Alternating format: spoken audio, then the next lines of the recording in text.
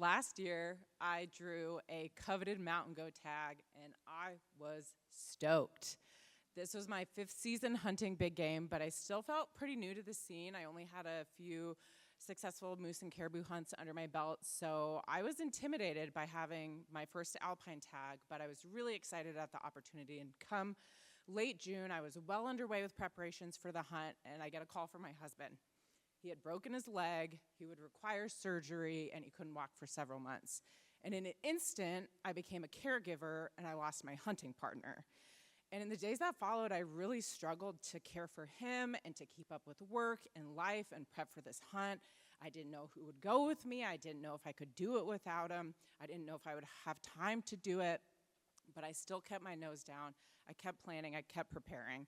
And come September, my dear friend Melissa, who's a really experienced hunter and so fast and strong in the mountains, had a weekend available. It was going to line up with some good weather, and we got out there. The first day, we see this beautiful billy on top the ridge above us, bathed in golden light. I was stunned. And this goat is watching us as intently as we're watching him, which is not surprising because we saw a giant black bear scramble up the ridge just below him earlier that morning. So we knew we would need to get a jump on him. We went back to camp, got a good night's sleep, came back in the morning before the sunrise, crossed the alpine bowl below him before the sun came up, and were coming on the ridge overlooking him in the early morning light.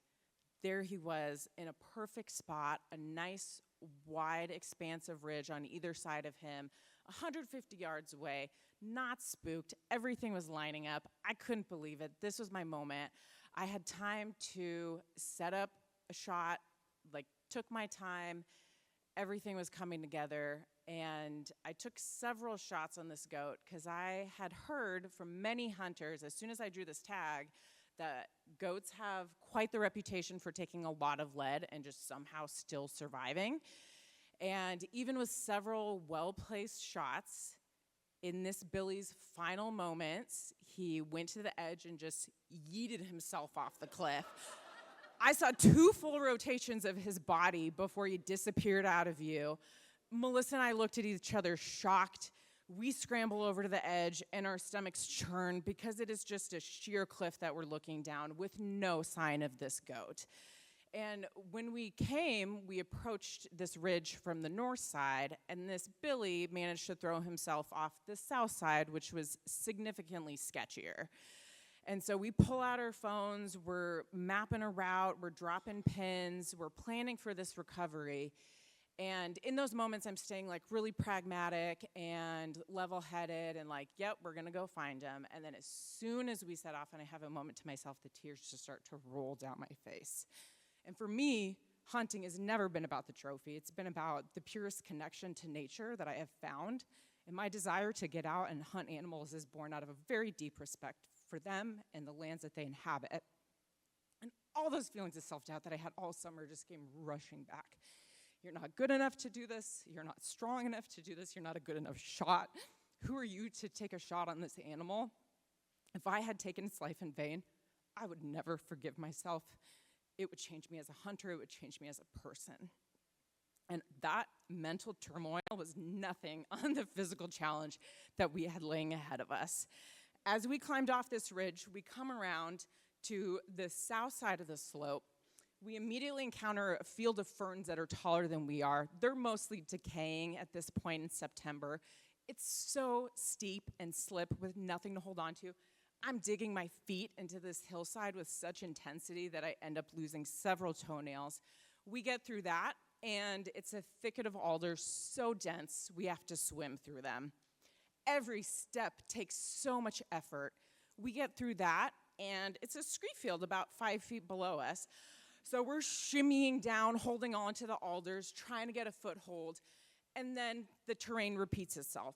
Alder thicket and scree field and alder thicket and scree field. And at one point I turned to Melissa and I'm like, how are we ever gonna get a goat out of here if we find him?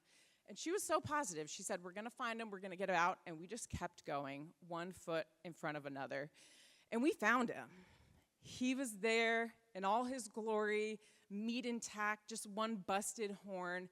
And the sense of relief that washed over me was so visceral. It was one of the most intense feelings I've had, but we had no time to celebrate because then it started pouring rain, and then it started gusting winds, and it was 20-mile-per-hour gusts, 30-mile-per-hour gusts, winds so intense that you have to turn your face out of them to be able to take a breath.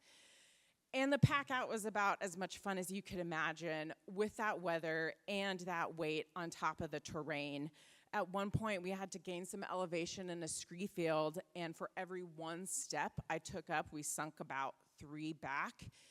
And we were mentally exhausted, physically exhausted, soaking wet, but we kept a good attitude. We loudly sang pop tunes from our college days, and we made it back to camp.